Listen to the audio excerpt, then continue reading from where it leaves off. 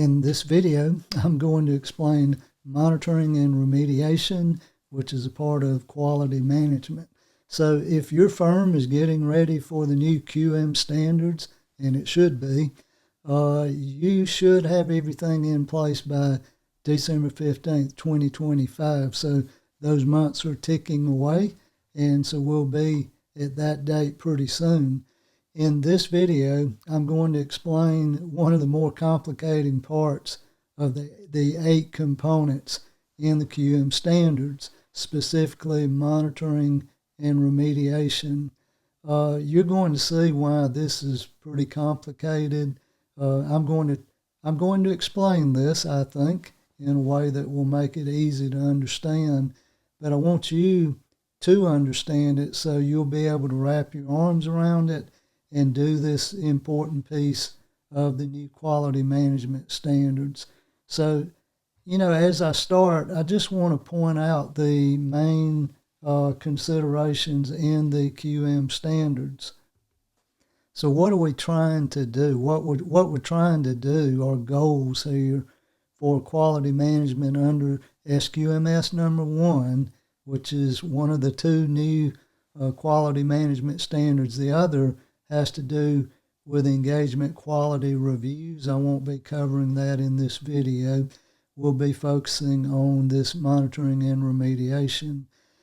But what are the broad goals of quality management under these standards? 1, we want to comply with professional standards. Any legal or regulatory standards, we want to comply with those. So when the AICPA came out with these new standards, what they're trying to do is help firms do these 2 things: comply with professional standards, and then they want us to make sure we're issuing appropriate reports. So that makes sense. So always keep these 2 goals in mind as you look at the new QM standards, and it'll kind of help you understand why you're doing the different components. Now, I said there's 8 components of the quality management standards, and one of those is monitoring and remediation. What you're going to see is this one's kind of challenging because it's there's a lot of different moving parts, and you got to be able to bring together all of those different moving parts in order to handle this monitoring piece. So let's take a look inside of this and see what we found. So as we take a look at the map that we're about to see, the first question I've got here is, how do you know what to monitor? So you've got all kind of things going on within your firm. And again, this monitoring piece is one of 8 parts that you're going to be using in your quality management system. One of the other components is resources. So for example, you're trying to make sure you've got the right IT resources to make sure you're able to perform your audits. You want to make sure you've got the right information. So if you got to do research in regard to that audit, you want an electronic library that provides the resources for you to do that. So resources is another one of the components of a good QM system. Now, I'm going to give you an example of how resources plays into monitoring in a little bit, but I want to start out again with this question about how do you know what to monitor? So a lot of firms are doing pre-issuance reviews, and by the way, every time you see eyes, that means somebody's reviewing something. Anytime you see the little red light, that means that after the review, we are capturing what we see. So if there's issues, problems we need to be aware of, we're capturing those findings. And then we're bringing together the findings into a findings summary. More on that in a moment. Let's go back to pre-issuance reviews. So some firms do a pre-issuance review on, say, every audit. And that pre-issuance review might be a review of the financial statements and then potentially a review The letter to those charged with governance, maybe the representation letter, the engagement letter, risk assessment in the planning stage, preliminary analytics. So the firm would define what's going to be reviewed in the pre-issuance review. And so you might be doing that on every audit engagement that you perform. You might do that on every review engagement you perform. So you'll need to determine, based on the type of the engagement, what you're going to do in your pre-issuance reviews. Now, the quality management standards really doesn't talk about this part, at least not in a lot of detail.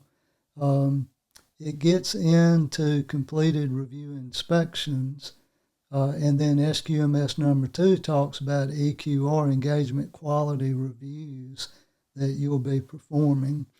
But you can do a pre-issuance review, and I know the firm I worked with for many years, we did this. We would do a pre-issuance review, look at the financials, look at the key planning areas, and we would do that really on every audit that we performed. So when we do these pre-issuance reviews, sometimes there might be 1, 2, 3, 4, 5, 6, could be 30 different people if you're in a real large firm doing pre-issuance reviews. The problem is the more people doing these reviews, the more you need to capture in a common form the findings. So let's say you and I are the only two people doing these pre-issuance reviews. If we go to lunch once a week, maybe you and I could talk about what we're seeing.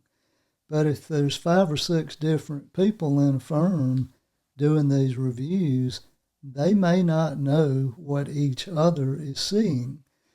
And the problem with that, if you have a pattern of deficiencies, say in a peer review, then that creates issues. And under the old standards, we'd have peer reviews. The peer reviewer would see the pattern of deficiencies, and then next thing you know, you've got an MFC or an FFC, and sometimes that leads to a less than pass report. So part of what we're doing in monitoring is we're trying to identify these issues so that this doesn't happen in peer review. The other good thing about, knowing what your weaknesses are, you can address those, and hopefully you can prevent any litigation against your firm. So we're trying to be proactive. We're trying to identify the findings as we do pre-issuance reviews so that the bad things in peer review don't happen, or the bad things in potential litigation don't happen. Notice we have eyeballs here on the pre-issuance reviews. We capture the findings. Now, on the EQRs, and we used to have engagement quality,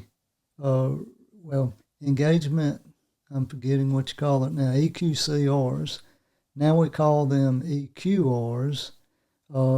So under SQMS number 2, that's the second quality management standard under the new standards. That second standard requires your firm to do EQRs. Now, what is this? Well, very briefly, your firm will define what engagements must be subject to an EQR. This is a response to risk, and as you know, under the quality management standards, there's a risk assessment process. Now, we're not getting into that in this video, but in the very beginning of developing your new QM system, you're going to do a risk assessment in relation to those components, such as resources, such as performance, such as leadership, such as ethics. So we're looking at those different components. Then we're asking ourselves, what's the risk here that we might not do what we said we wanted to do. So if we go back to where we started, what's the goals in a QM system? Compliance with professional standards and appropriate reports. So as you do your monitoring, you're trying to make sure you actually do comply with professional standards and issue the right reports. One of the mechanisms for doing that is an engagement quality review. So in your, well, let me back up a second. Under the old standards, we used to have a quality control document. You will not have a quality control document going forward.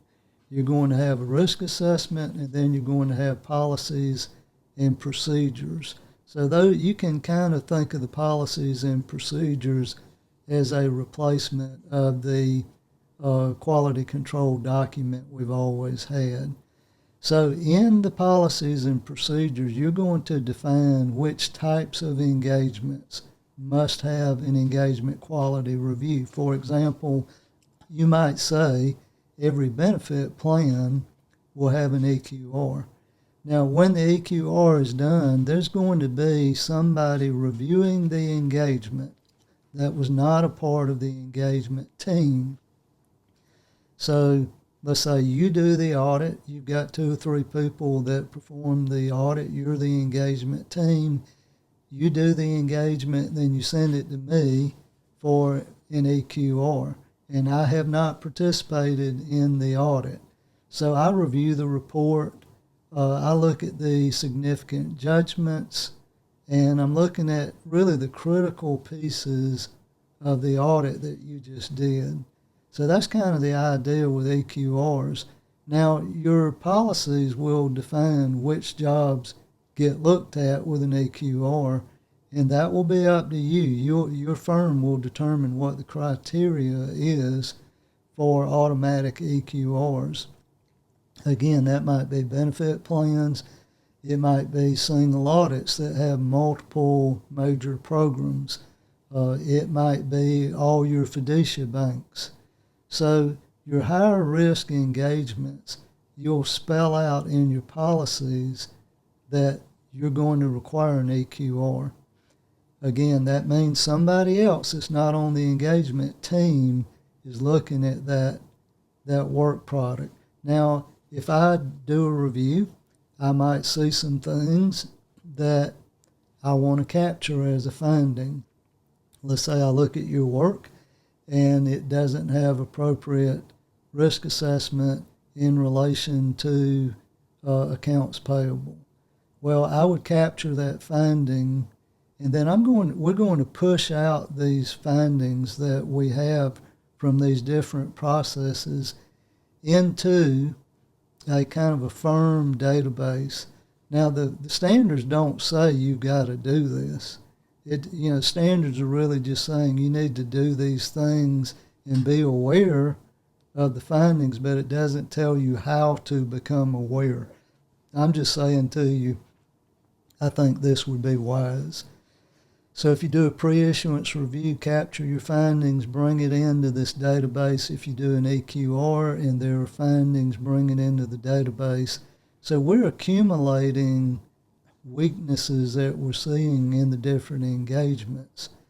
Now, part of SQMS number 1 says that you'll do a completed review inspection of each engagement partner during the cycle. All right, let's talk about this for a second. In the new standards, you've got to do a completed review inspection. So if you've got 10 partners, and let's say you decide that your cycle for inspection or review or monitoring is 3 years, then you're going to look at a completed audit or review or whatever it is the audit partner did, where you're going to look at a completed engagement for each partner. You'll do so for each partner within that 3-year cycle.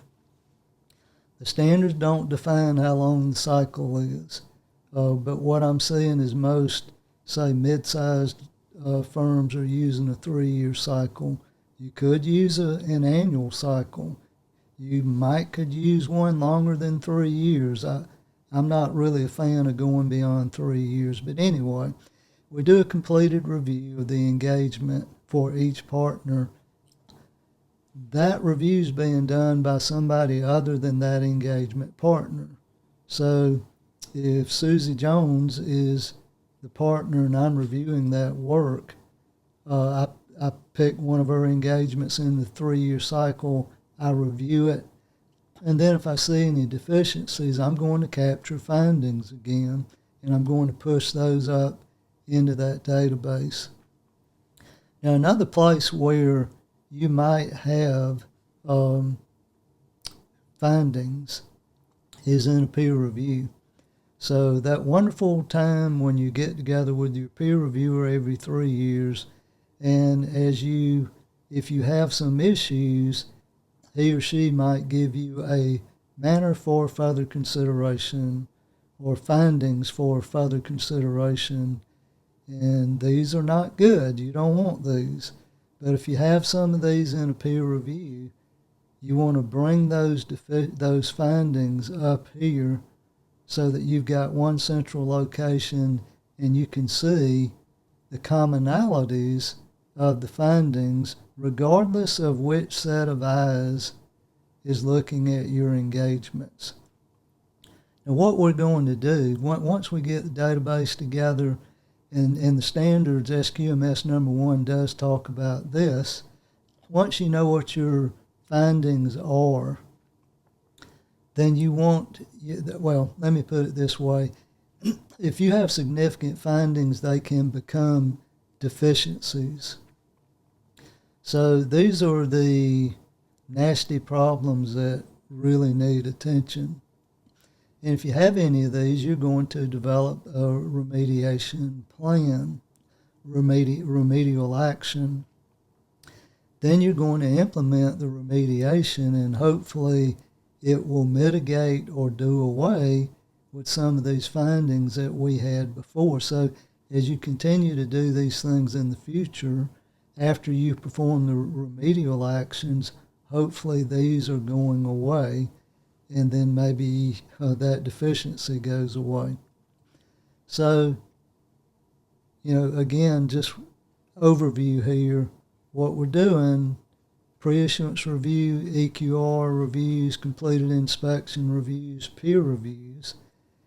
And then sometimes we have previous reviews, or I should say sometimes when we've done previous reviews on other components like resources, we may have noted that, hey, we don't have appropriate IT support to do our audits.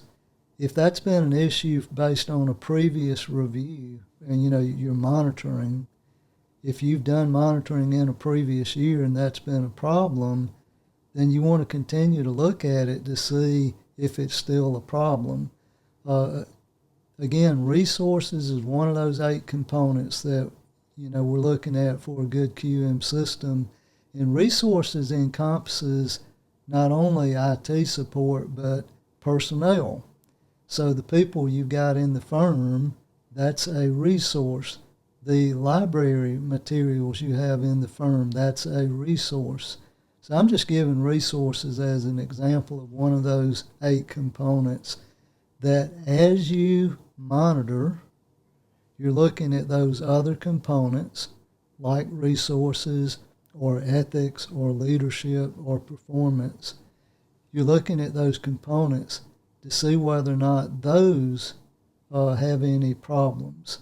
So what I'm trying to say is in the monitoring, we're not just looking at engagement files, but we're also looking at the leadership of the firm, whether or not the firm is complying with ethical issues, whether or not the firm has appropriate resources to do what we need to do. Now, another place that we can find out where do we monitor is we go back and look at the initial quality management risk assessment. So as you create your risk assessment documentation And you're going to do so by those components we've been talking about. So like leadership, go back and look at why you specified a particular risk in the risk assessment. So the reason you assessed a risk in risk assessment might tell you that you need to monitor that area.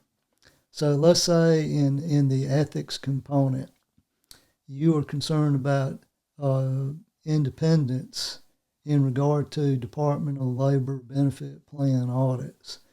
Well, if that's a real risk, maybe you've had a problem with that before, then you'd identify that in your risk assessment and you would create a response. And that response might be that in every benefit plan, we're going to document our independence.